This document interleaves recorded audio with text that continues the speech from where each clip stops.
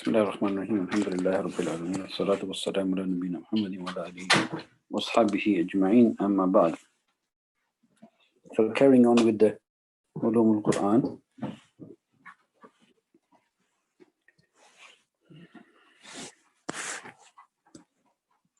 We are currently looking at the Ijaz al-Quran, this section, Ijaz al-Quran. We finished this more or less from this book.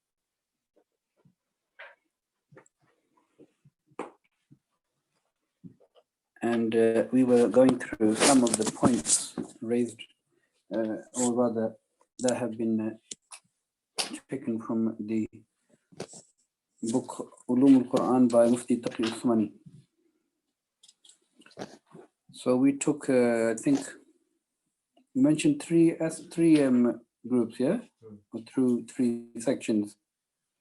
And we took the first one, the words as Ijaz. We took that. There were 4 subsections. We went in that, yeah? Did we talk about the style? Not yet. Okay, so the usloob is the style, the Ijaz regarding the style of the Quran, the ayat. There are, regarding this, 5, 6, 7, 8 subcategories. Yeah, 8 subcategories of the style of the Quran as the Ijaz. What does it mean, Ijaz al-Quran?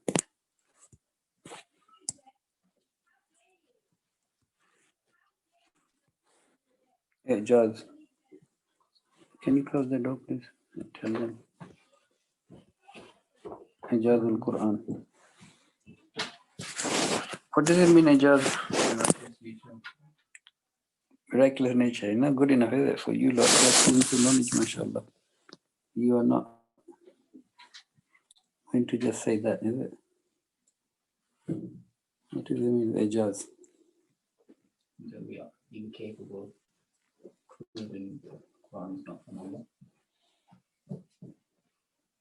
That's one angle, Yeah. but that's not the correct angle that Quran comes from.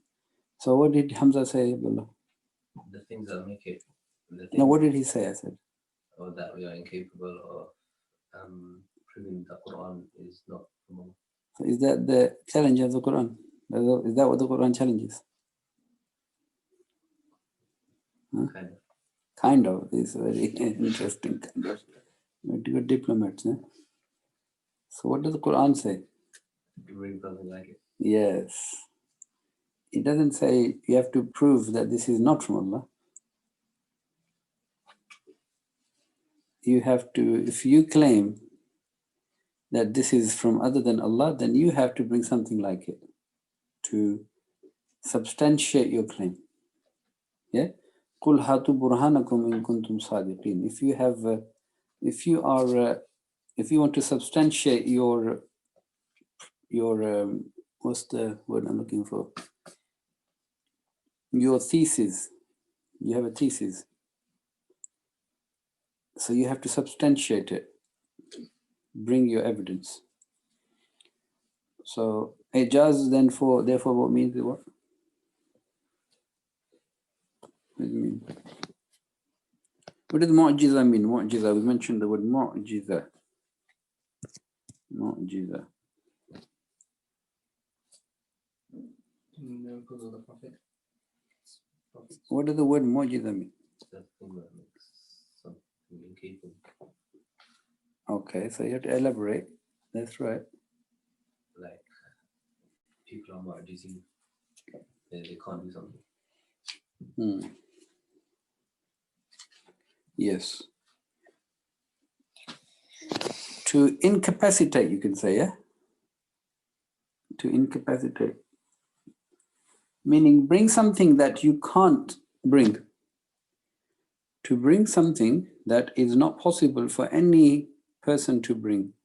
Even if all the people get together and they try, and all the creation get together and try, they cannot. They are incapacitated. They are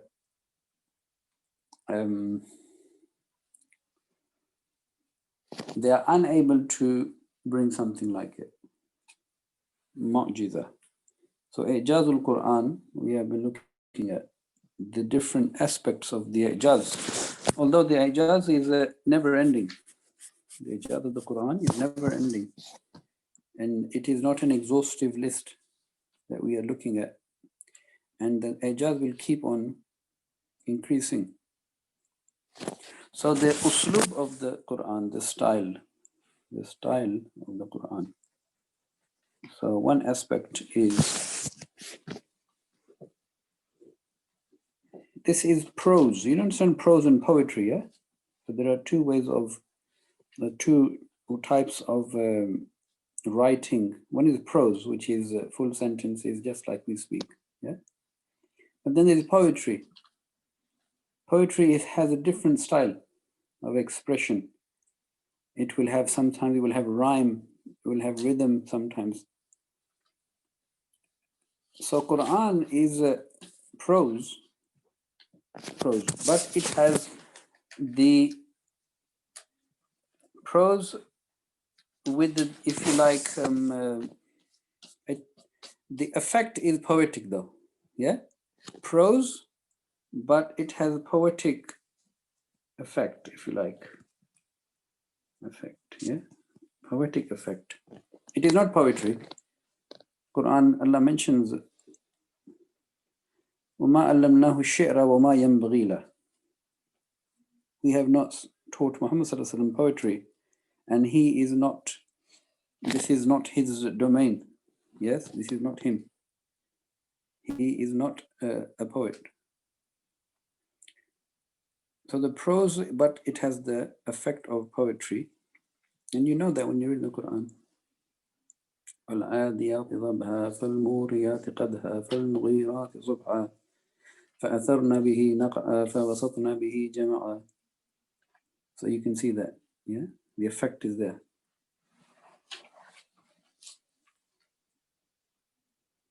Okay, so this is one aspect. Number two is the balagha, the eloquence, the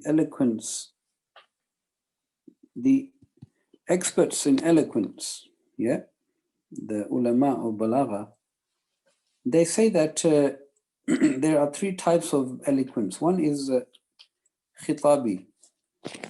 So eloquence can be khitabi. I don't know if rhetoric is the right word for that or not, but khitabi is when you are addressing people. You could say rhetorical to some extent. Khitabi. Eloquence of another type is adabi, adab, literary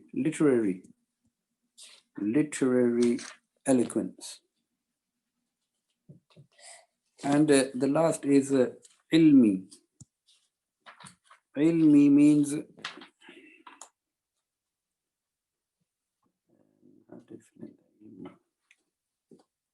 you could say the actual content and what it is saying is eloquent.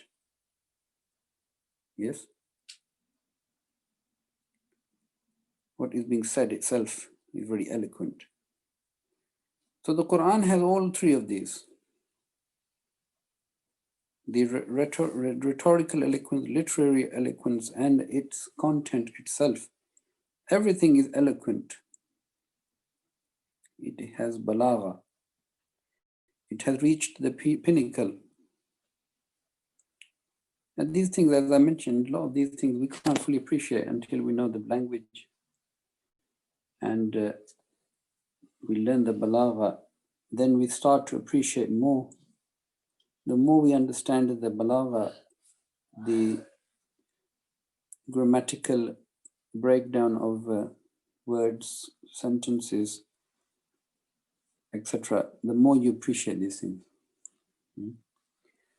And you know that the Quran is Quran and Arabian, so of course it is initially the challenge is for the people who speak the language. Initially, yeah. Okay, third one, the hijaz of the style of the Quran. it addresses all types of addresses. The address is universal for every type of person, of every level of understanding, every level of rationality, every level of comprehension, and every walk of life. The address is universal. Everybody is addressed in this. It is not specific to just one audience. It is hudal linnas. It addresses the whole of mankind and jinn. So a person who is as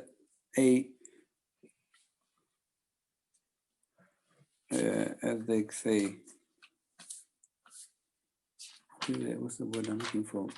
Layman. You heard this? Layman, layperson.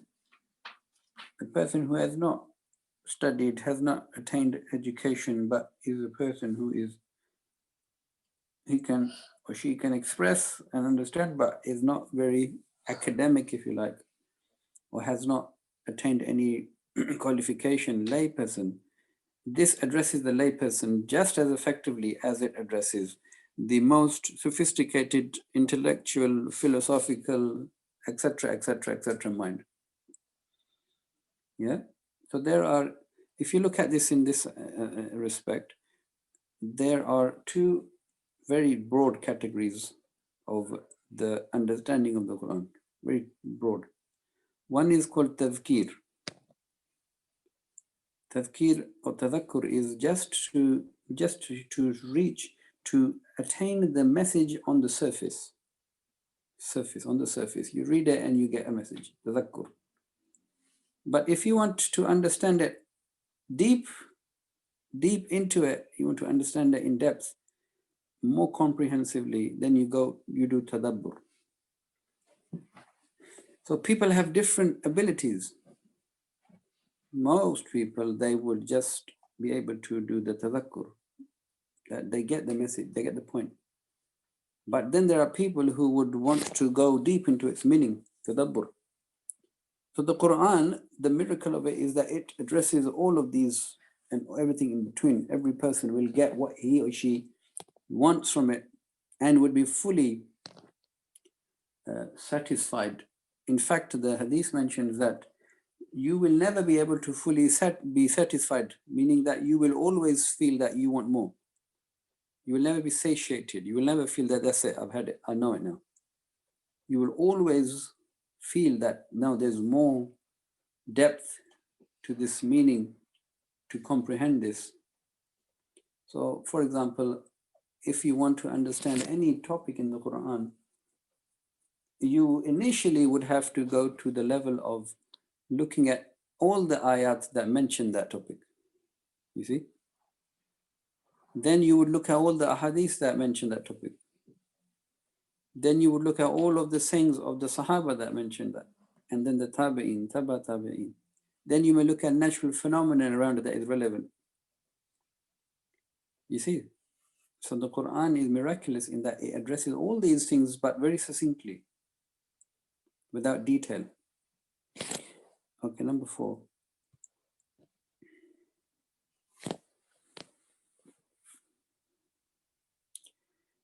There is repetition without monotony. Repetition without monotony. What does monotony mean? Ibrahim, you know what monotony means? No. What does it mean, monotone?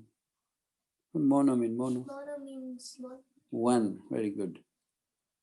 Monotony means that the tone is the same, which means that you lose interest. Monotony.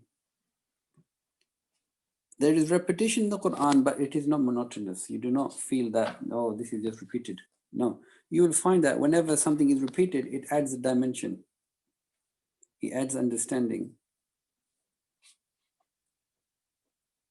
It will clarify and explain other parts to give you a wholesome understanding. You take the story of Adam alayhi salam and Iblis. So this has been mentioned 7 times. You will find that all of these repetitions, why are you laughing? You remember 7? I think you asked us.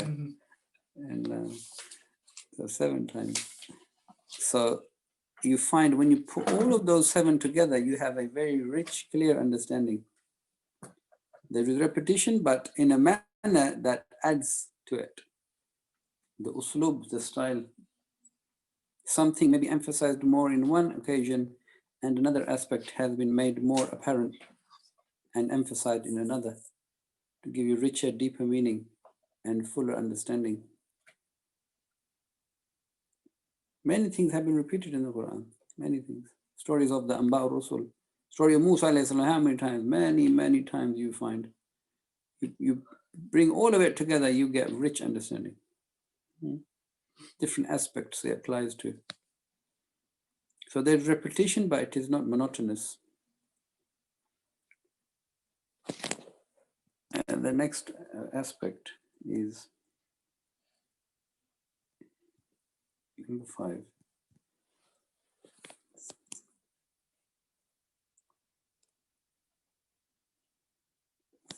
Is it difficult to translate? Because the book is in Urdu. It says, the intricacy and the honor of this speech and the characteristics that make it so sweet, amazing, effective, it brings all of these together. Yeah, all of these aspects of the kalam, where it is honorable, it is very sophisticated, while it is very soothing. It brings all of these different literary styles and effects together. You appreciate this more if you're a writer, if you're a good reader. You appreciate the style of writing. So that's 1, 5. Number 6. It is very eloquent in that it succinctly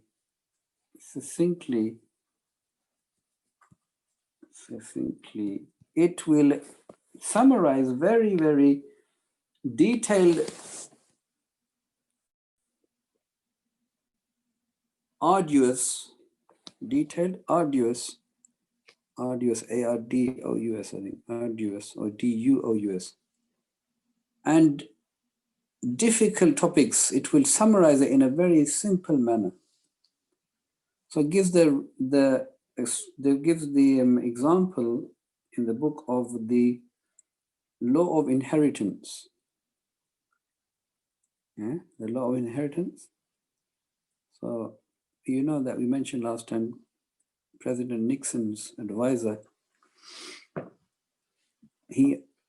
when he became, because he was asked by President Nixon to research Islam for him, to summarize it for him.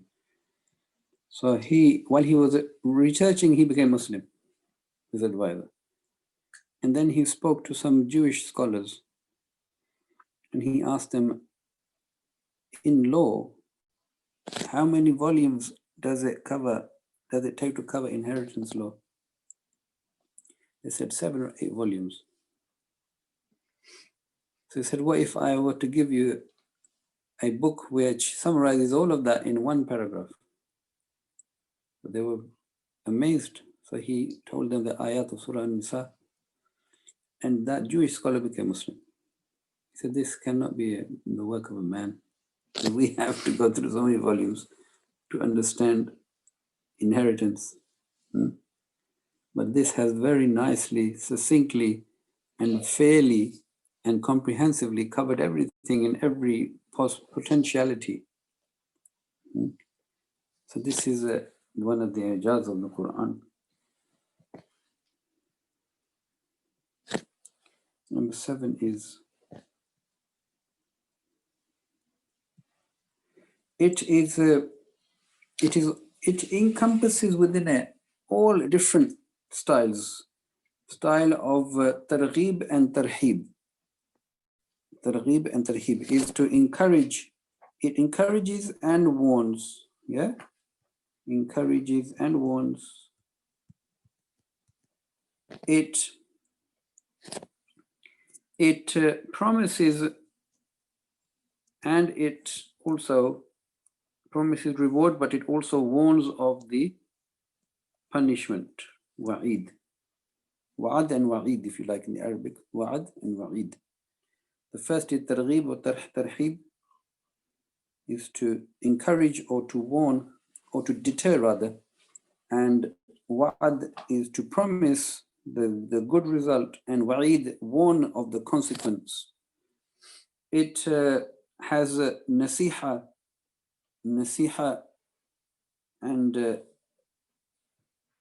and wa'az, meaning it has advice and admonition. It contains advice and admonition. It contains similes and stories. Similes and stories. And stories. Mithal wa qasas. Mithal wa qasas. And aqaid and ahkam, beliefs and the commands and the law related to the belief and practice. So you see that it's so comprehensive in every aspect. And it brings all this together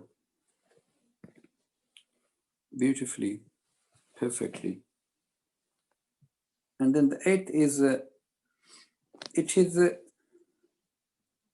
it touches with, briefly, succinctly, it touches other aspects of life like history, and it will give you principles, yeah, of the Sunnah of Allah.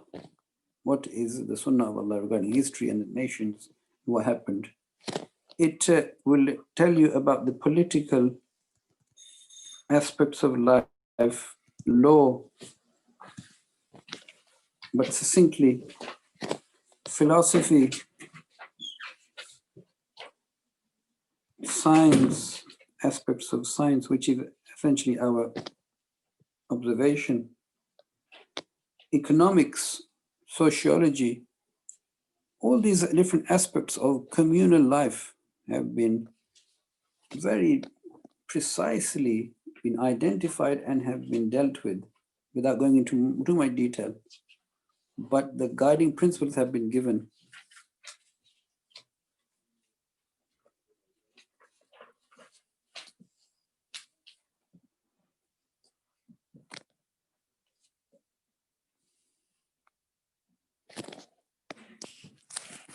So this is the second aspect of the ijaz, the style. So just to quickly look at this: prose, poetic effect, eloquence, and the types. Addresses everyone. Repetition without monotony. Number 5 was it has all the aspects of the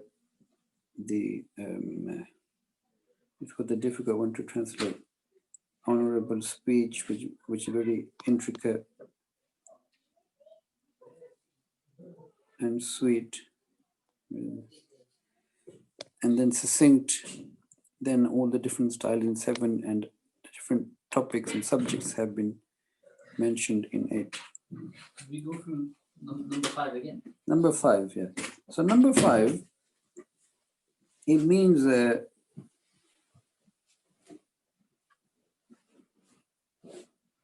you see the you know, when you write or you speak, yeah, it encompasses honorable as well as sophisticated and very I said sweet. I said another word.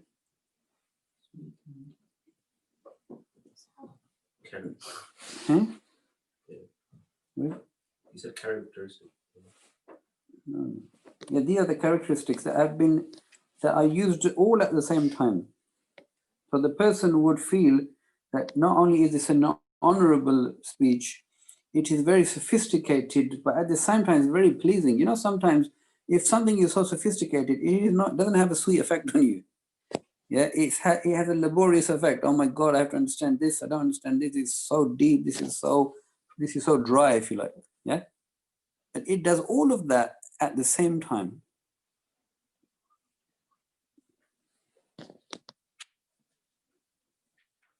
Yeah, that's the best I can translate this to be. Allahu A'lam. Okay, third and the final aspect of Ijaz al-Quran in this then is the nazm. Nazm is what is nazm? Coherence.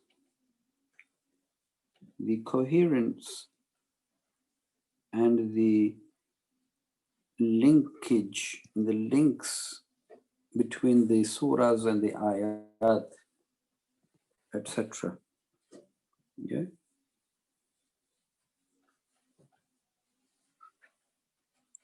So one aspect of this coherence of the Quran, the miraculous nature of the coherence and the link, the rawabit, the links between surahs, the ayat is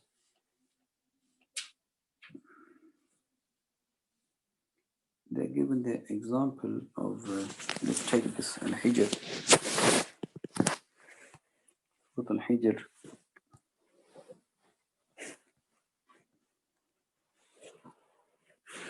49 to 50. Take 49 to 50, and then that is related to 51. I don't remember the thing, but let me see if I remember it. نبئ عبادي أني أنا الغفور الرحيم وأن عذابي هو العذاب الأليم. So Allah Ta'ala has mentioned here a principle that inform my servants that I am the most gracious, the most merciful, and also that my adhab, it is painful punishment. Yeah. Then this has been mentioned, yeah, but then the next ayat, they elaborate this principle. They tell Ibrahim and they say, tell people about the guests that came to Ibrahim alayhi salam. Yeah. So when they came, they gave salam. He was afraid of who are these people. So they gave good news of the son that would come, and they gave him the news of the people of Lut who would be punished. Yeah. So this elaborates Allah Ta'ala's mercy, giving him a son and saving the people of Lut. At the same time, elaborates that Allah Ta'ala's punishment is severe for the people of Lut. This is one example given there. The other is, if we look at this, the beginning and the end of the surahs, they are linked. Yeah. You see that the beginning and the end of surahs are linked. So we take the surah we are doing currently, is Surah Shura. Surah Ash-Shura. So Surah Ash-Shura, you find the beginning. It mentions, what does it mention, Abdullah? You remember? We mentioned it. So what's the connection between this and the last ayat I mentioned? Ibrahim, you know?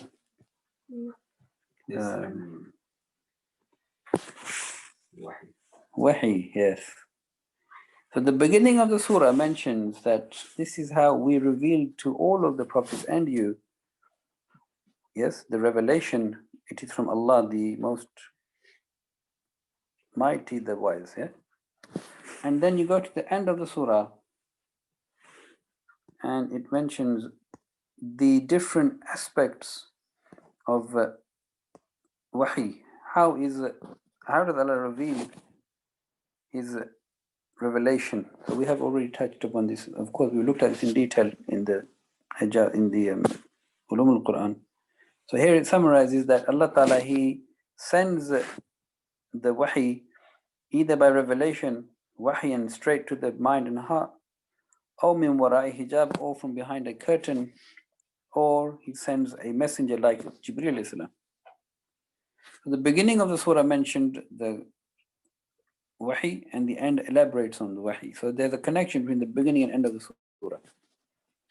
You will then find the end of this surah will connect with the beginning of the next surah. Interlocking. One of the scholars of the past, rahimahullah, he used to say, it's like, the carriages in a train, they are interlocked. He would say, the surah is interlocked with the next surah. The end of this is interlocked with the beginning of the next surah. So you find that in the next surah, which is, in fact, we take the previous one, Fussilat, because we finished the tafsir of that recently. So this surah mentions the ayat that Allah Ta'ala, He will show people. Yeah? The ayat, the signs in the horizons and in themselves. And their meeting with Allah. And in the beginning of the next surah, you find that Allah Ta'ala, He mentions the signs are essentially, the revelation is the miracle. Yeah, the revelation is the miracle. And you keep thinking, you will find more and more connections. So the connection between Surah Al-Fatiha and the whole Quran, you should know that. Why is it? These both should know this. We have been saying it for 10 years, I think. The Quran is guidance and the Fatiha is also guidance. Very good, excellent. Surah Al-Fatiha, we say, Ihdina as-sirat al-mustaqim. Yes? So have a look at this. It's beautiful. The link and coherence between surahs. Very good example this is for us to, inshallah, understand. Surah Al-Fatiha, Allah understand. Al-Fatiha, it says, oh Allah, guide us, yeah, to the straight path. Whole Quran is guidance.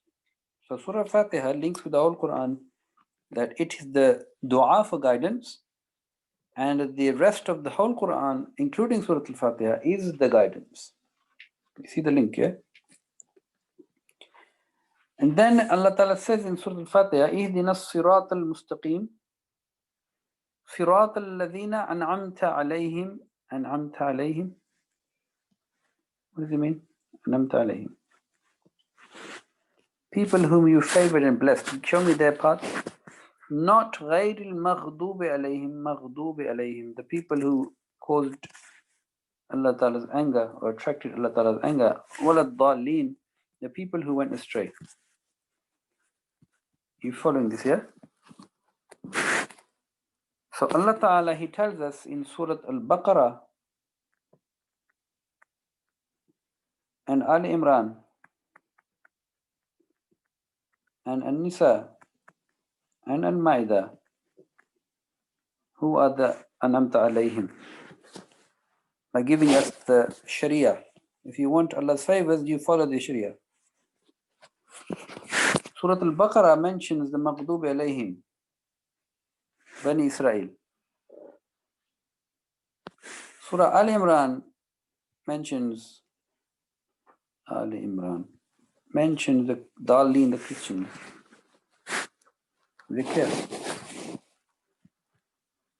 So the dua is being accepted and responded to by looking at these 4 surahs of surah. So if you want to understand Surah Al-Fatiha, the minimum you have to do is you have to understand Al-Baqarah, Al Imran, An-Nisa, Al-Ma'idah to get initial understanding of Al-Fatiha.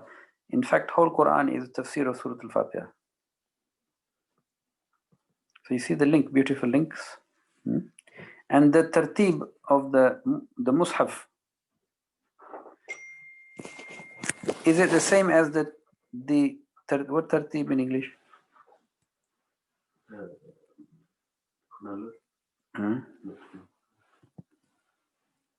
Hamza, you understand tartib?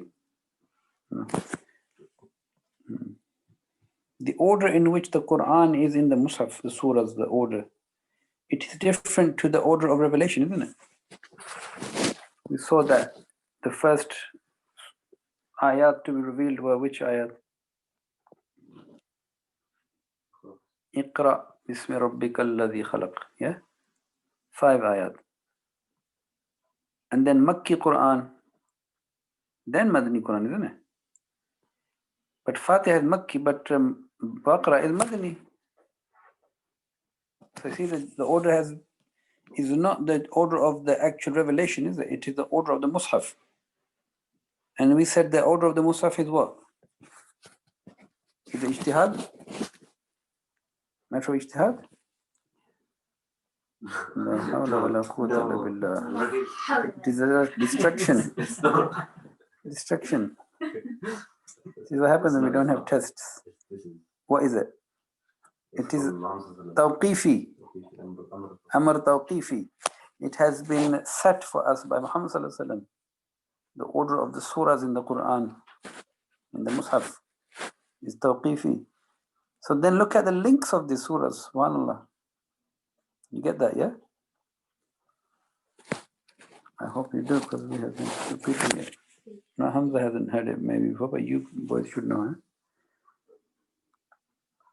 And then you find that every surah has a central theme. Central theme. So the central theme of Surah Al-Baqarah is what? Abdullah, should know. No. Astaghfirullah. Is it I know this. It's the change of the mission from the Christians to the book to this mission that one saying. Is that? I need a bit more accuracy. Huh? So this is not very encouraging, eh? I didn't know it. It's just Abdullah, I'm talking to you, not him. So we have been doing this for, I think, since September. yeah, The Surah Al- The change of the qibla and responsibility. an invitation to Bani Israel. Look at this. Yeah. Central theme of Surah Al-Baqarah is the transfer of the responsibility from Bani Israel to Bani Ismail to convey the message. So there is a central theme in surahs, and then you understand the whole surah in that light.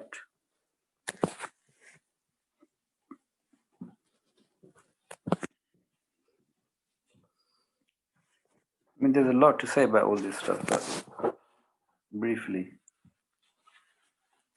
Then you appreciate the groupings of surahs. The groups of surahs, if we go to that, and we mentioned this maybe before, maybe not in this course though. The groups of surahs, when you look at them, 6 groups of surahs. If you take the Quran, so initially, this analysis and tadabbur contained 7 groups, just to be clear, yeah, by Maulana Amin Hasan Islahi rahimahullah. But because the 6th and the 7th group, they are both regarding the hereafter, that's why we have put them together. So you find that the first group of surahs is all about the Sharia, which is guiding the Muslim nation of the Ummah to what they should be, yeah, and what they should be doing, and what is their objective. What is their objective in this group of surahs? Yes, convey the message, Shahadat al-Nas. You then find that, so this is Shahadat al-Nas, yeah? You then find that the next group of surahs, An'am to At-Tawbah, they teach us how you will convey this message as the Prophet ﷺ conveyed it. Shahadat al-Nas means that you have conveyed the message clearly. And on the Day of Judgment, you could stand and say, we conveyed the message. Yeah? But to do that, you need to know how to, isn't it? The next 4 surahs, they teach us how to convey the message and the consequence of believing or disbelieving in the message. The third group of surahs, it motivates the believers to remain on this path of conveying the message despite all opposition and all hardships, by telling us that the haqq will always beat and dominate the batil. Motivation. You see how everything linking. And then the last three groups of surahs, they are essentially talking about Iman in the messengers, Risala, Tawheed, Allah, and Akhirah, Iman in Akhirah, hereafter. To be able to give evidences for these aspects of our belief, dawah. And then what does Allah Ta'ala want from us if we believe in it? Beautiful. You see coherence in the Quran? When you understand this very simple framework and you read the Quran, you know exactly what's happening. This itself is miraculous. And this is just a tadabbur. The more you reflect, the more you analyze, the more you think, the more you will find. That's why the ijaz of the Quran is limitless. Does it make sense? Any question about this I've mentioned?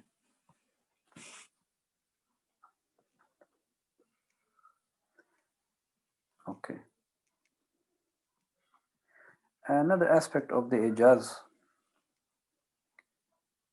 is in the lifetime of Muhammad Sallallahu Alaihi Wasallam, and the revelation of the Quran is a part and parcel of his life as a prophet. You find every potentiality in human life has been covered. Every aspect of human life that potentially can arise, it has been covered, at least at the general level, if not in the detail level. There's no aspect of your life that has not been given to you with guidance. Guidance has been given everything. So what to do, practically what to do, for example, in certain situations, what did the Prophet ﷺ do? The Quran has it, because Allah Ta'ala, He has caused the circumstances to be such, and therefore the revelation to deal with that. And the 23 years, they are essentially the whole humanity's experiences have been encompassed in 23 years. Does it make sense what I'm saying to you? Or not? Sure, clear. You can explain this to somebody.